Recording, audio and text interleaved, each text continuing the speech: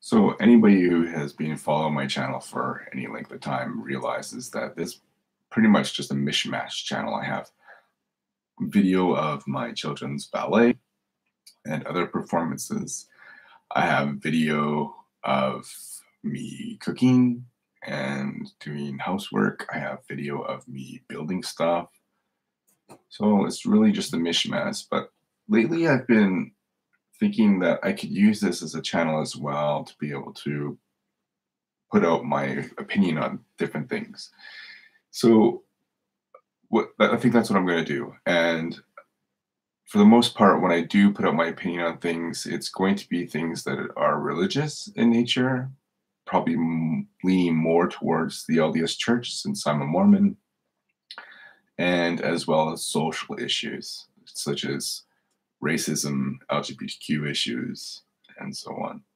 So today I just wanted to talk briefly about a topic that I recently wrote about, and that's the historical inaccuracy of Scripture, or more specifically, how Scripture cannot be historically accurate, and we shouldn't use it as a source for proving the historical accuracy of events. So I just wanted to go into that. I'm probably just going to be reading blog posts for my videos. So it may look like I'm just reading and it may seem a little bit robotic, but that's how I wanted to discuss it. I write better than I talk when I ad lib. And so that's why I wanted to approach it from that way. Scripture is a horrible source to provide historical accuracy. It's skewed.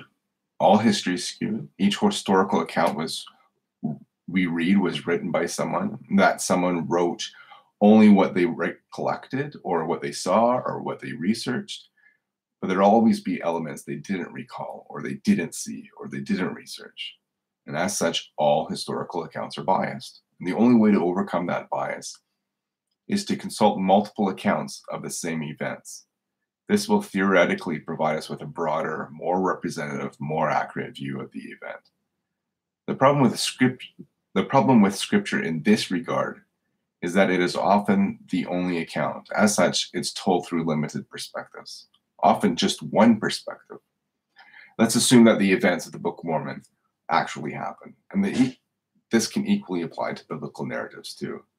Let's assume Lehi took his family into the wilderness. Let's assume that what Nephi said actually happened. But what about the things Nephi didn't tell us? What events occurred that we never read about because Nephi forgot about them or chose not to include them? What would our understandings of those events look like if we also had access to the perspectives of Sariah or Lehi or Laman?